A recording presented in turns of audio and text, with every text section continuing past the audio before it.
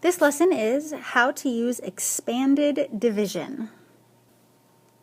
Using the expanded division model has its benefits. For example, that confusing and often forgotten bring down step, well, it's gone.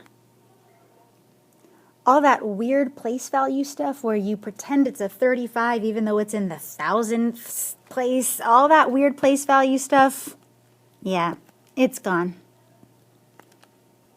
And all that frustrating multiplication off to the side where you're guessing and you're checking, and if you didn't take out enough, then you have to retry. Well, that is also gone in this model of expanded division. So let's take a look at how it works. So let's say we're working with the problem 3,822 divided by 7. Well, first, let's look at our divisor, 7, and let's look at our digits in our greatest places, a 3 and an 8, basically 38 and then a 22, so 3,822.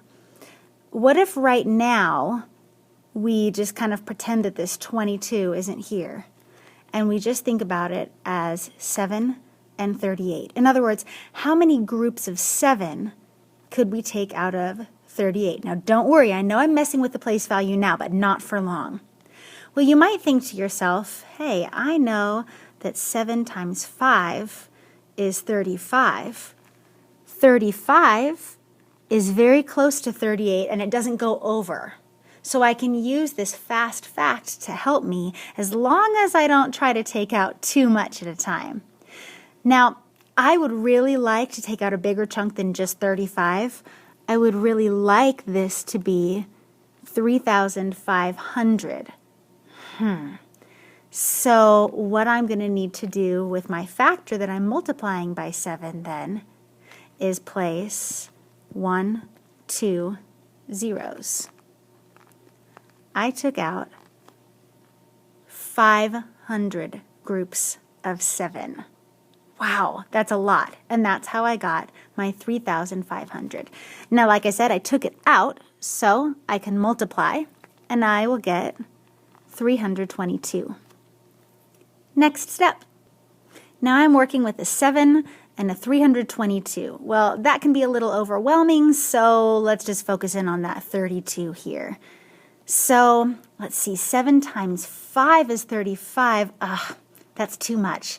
I only have a 32 to work with, really a 320 to work with. So 7 times 4 is 28. That could work. 28. But I'd really like to take out more than just a group that's 28 members big. I'd love to take out a chunk of 280. But if I'm going to cheat and place a 0 there, then I'm also going to need to know that it's not just a chunk of 4 groups of 7 that I'm taking out, but 40. So 1 0 got placed. I cheated with 1 power of 10, so I need to cheat here with 1 power of 10 also. Here we had 2 zeros and 2 zeros. Here we've got 1 and 1. So this means that 40 times 7 is 280, and I can now take out that chunk. I'm left with 42. Ooh, I love the 42. That's such a nice number because 7 times 6 is, in fact, 42. And I don't have to mess with zeros or anything like that. I just have 42. Oop, I've run out of room, but we know our remainder is going to be 0, and it comes out nice and evenly. And I took out over here 6 groups. It's a lovely 6. 6 groups of 7 to get the 42. So now what do I need to do? What does this mean?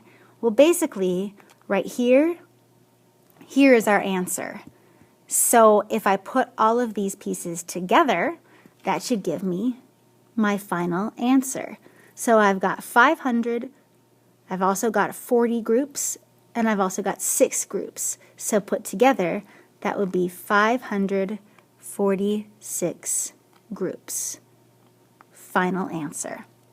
And that's how expanded division can be used to solve long division problems.